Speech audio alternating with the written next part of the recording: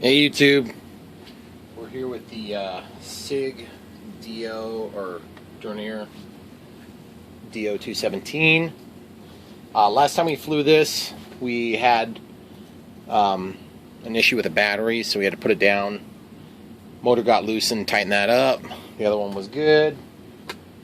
And then we also had the landing gear get collapsed, and I was able to pull those back up and just stuff some foam in after I glued them back in place, which should give us plenty of strength for takeoffs and landings. I also adjusted the control arms, so now they're in the second hole down, which is hard to see in the video, isn't it? They're in the second hole down now, so that's going to give us a little bit more play on the ailerons. And the other big problem we had with this plane was that it was just weak on power. So if you're just new into the hobby and all that, or if you've got this model and you're trying to kind of figure out how to make it fly a little better, what I'm going to do is switch out these props. They are counter-rotating props. And so what I'm running is 8X3.8, which would be typically constitutes like a slow flight prop. And what I'm going to do is I'm going to go ahead and replace with this. These are actually for a Phantom 1. I found them at the hobby store. And this would be an 8X4.5R. And we're just going to see, they've got a little bit of play, so I'm going to have to get a little creative. Because these are designed to go into a multi-rotor. And that's how, in one package, you get the regular and the counter-rotating, or the counterclockwise and the clockwise, because counterclockwise would be like normal, and then clockwise would be counter-rotating. So what we're going to do is we're going to figure out a way to make those props fit the prop shaft of these motors, which doesn't seem like that big a deal until you try to spin up your props and everything flies apart and comes out of balance. So the first thing we're going to do is we're going to pop off the existing ones, stick a screwdriver in, brace your motor, break that, and off comes the prop saver, or not the prop saver, but the spinner. And then this part's the collet that actually sandwiches down onto the shaft of the motor. So this here is an 8X3.8, and this one is an 8X3.8R. So we'll just get those slipped on there. Now, a couple of ideas I have is, if you look at this prop, I don't know if you can make it out in that image, but there's a flat spot on either side there. And because there's a flat spot, that's going to cause some complications in terms of mounting them. Because this isn't a, well, I guess it is threaded.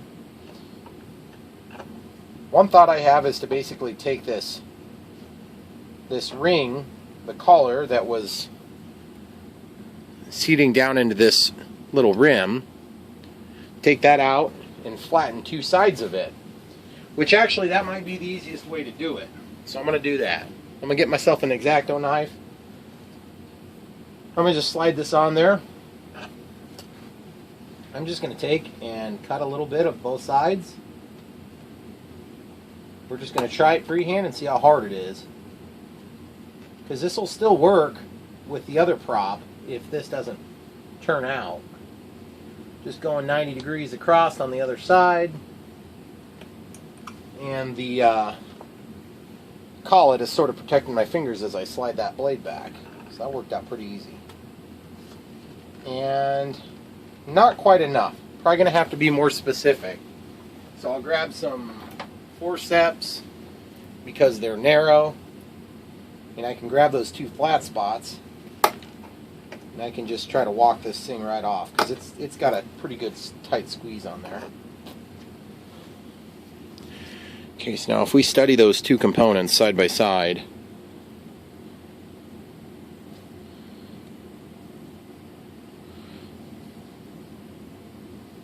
it's got the one little flat side, and it looks like I'm going to have to just take off just generally a little bit more if I'm going to use that. And maybe that's just too much work, to be honest. I could also take and dive into this prop a blade, a drill bit that would be commensurately sized. That might be even easier. Let's try that. So I'm just going to go to my little shop, my tool shop bench here. I'm going to grab a drill bit. This drill bit, based on the size of the shaft, is going to be the same size. So what I'm going to do is I'm going to take this. First of all, I'm going to put some tape around here.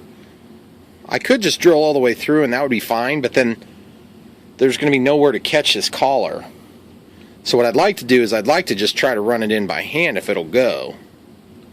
And it looks like it's going to go okay. Just turning this by hand. Try not to chop your fingers up if you try this. Alright, that's probably going to be a little tricky. I'm going to put it in a drill. Now, I'm not using my big powerful drill. I'm just going to use this like crappy one, which means I can better manage the torque. So I'm just going to actually run this and apply a little bit of pressure. I'm not trying to go through it, I'm just trying to eat a little bit of an edge out of here.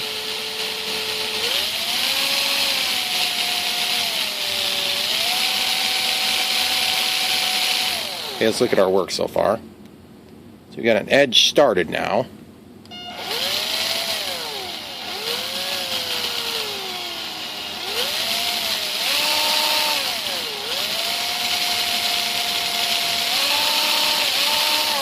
Okay, so we got a little bit more of an edge.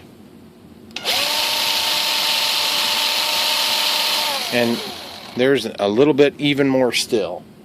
So what I need to do now is I need to see if this thing is going to more or less line up in that hole now.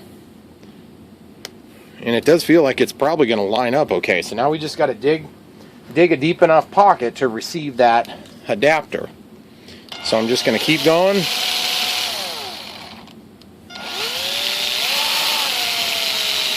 There it is, finally getting a good bite. See? And what's happening is it's only getting a cut from one side or the other because of that stupid little adapter for the Phantom. So now I'm going to take this little collar and I'm going to try to slide it in there. Oh yeah, look at that. Look at that, guys. Not flush yet, but that's going to work. That's the way we're going to do it. It's going to work fine. So then we should be able to get that thing centered onto our prop shaft.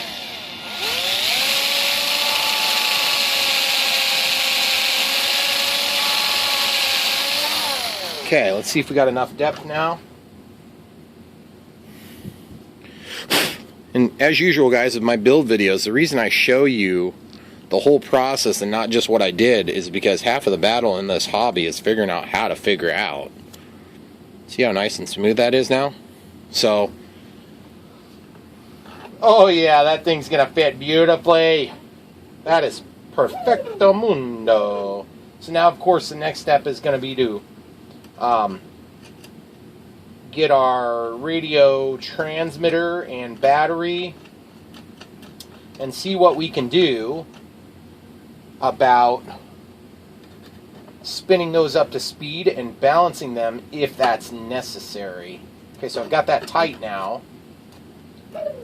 Oh yeah, that looks good. So we'll do the other side real quick. I know it's out of focus, guys, because I want to do the close-up for this one. Okay, so you can see how it's got the two flat edges. So you're going to take this, nice even pressure, barely pushing on it, just letting that blade get a chance to bite. And there it goes, it's biting now finally. Just bracing it up against my chest, that's all I'm doing. And I'm pushing with my left hand, I'm bringing it in. And I've just got the drill braced up against my ribs. Because obviously you don't want this to take off and run right through your finger. But this bit is not sharp enough probably to do that.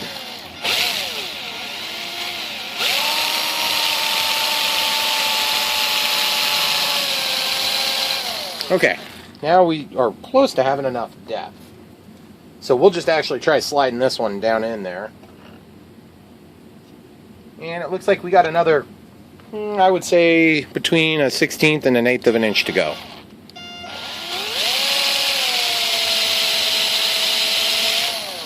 Okay, pretty good. Smell the burning plastic. Oh yeah, buddy. It's good. I think it's going to work, guys. It's going to work beautifully.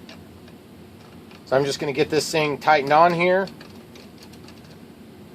And I'm going to slide this thing in. We're going to torque her on. Just like so. Now we got our counter-rotating props. Cool. Next step. Get the battery. Make sure they're not out of balance now. I'll come right back to you with the battery. Alright guys, this is my alternative choice. If we don't get enough thrust from those, these are APC style. These are multi-rotor prop and multi-rotor ST. I don't know what the heck that stands for, except I think it comes with a nut. So it's got this interface to allow you to use a nut if it's on a threaded shaft. Whereas this one is just a regular collar. But if you notice that it's pusher and just a multi-rotor. Not for gas engines, not for gas engines. Okay, so this would be like an APC style prop. Same size, 8-inch. That's this dimension.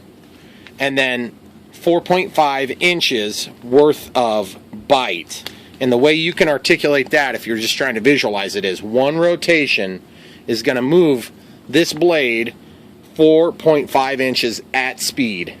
That's why sometimes you'll look at a prop and it has a different amount of pitch, but it's actually rated at a higher second number. Because it's not just the pitch, it's actually how much it's going to move at rated speed. Okay? So in case you're trying to learn how to read those things, because it's not hard once you start figuring out on a couple of different planes and stuff, or helicopters, or whatever it is you're into, multi-rotors. But it's hard when nobody ever teaches you. So I'm going to go up and get the batteries, and we'll get the balance checked on these white blades first. And then we may actually go ahead and get these ones on there too. But I haven't decided. If it feels like we're getting better thrust, then I'll just stick with these, because I like the way they look, even though they're white and weird. This should have a 4-bladed prop anyway, for what it's worth. Alright guys, so I've got a 25C pack here. 25C, 2200. Excuse me, this is 25C. It's actually 20 through 30C discharge. It's the way they mark them on the Turnigy lipos. So I'll show you how this lipo goes in here. Basically, you release the screw, the canopy comes off, and then inside of this canopy, we've got a little piece of foam we've cut to receive the bottom end of the pack. So you'll just lift up the lead like this. You'll notice there's 4 wires there, because that's what it takes to get the power back to the motors. And it's a little bit tricky to get this pack in here, because you have to kind of lift this thing up and make it flop in on top of that foam. So then once you're into the foam, it's fairly easy, because then you just slide it back into the contour and it just holds the lipo. Yep, so now it's in. Okay, then I usually just kind of put it there, and I've got some glue, just the thickness of the CG range, and I just make sure that somewhere in there we're good. And we are. Not that we're going to fly it right this second, but got the radio ready to go. Throttle cuts on. None of my switches are in a spot that would cause some dangerous reaction. Now we're going to go ahead and plug in the plane. Let it sit. We do have a stabilizer in here, so I'll listen for the 3 chimes if you're using a Hobby King product. That's a real common startup sound from the motors. Might as well test all the control surfaces. Okay, very good. So now, throttle cuts on still. Tested. Okay. So now we can go ahead and get this thing in a position where we can test the propellers are going, first of all, still in the right direction, which that shouldn't have changed. But we're looking for balance, guys. Throttle cuts off.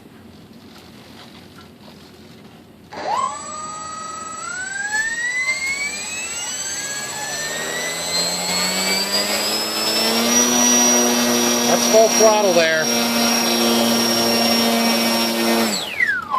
Okay, so throttle cuts on and tested.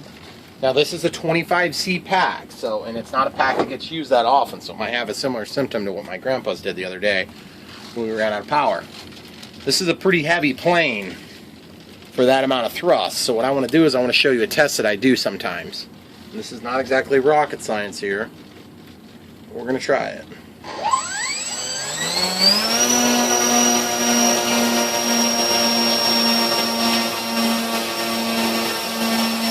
Couple things to notice.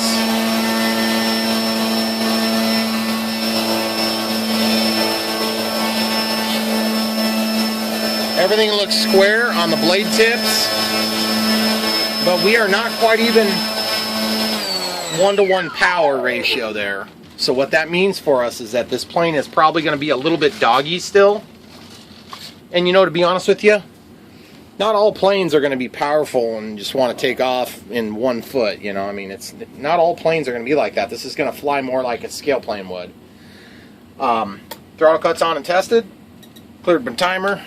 Alright, so what we're going to do now is, now that we've verified that things are going in the right direction, and we would be otherwise satisfied with the behavior of the plane, we're going to go ahead and just see how much better the thrust will be with those bigger props. I'm going to go grab them and come right back to you. And when I say bigger, they're actually the same rating. So why don't we fly it with this, we'll see how it looks, and then we'll waste our time trying the new props. And so be looking out, we'll have a flight video coming real soon for you.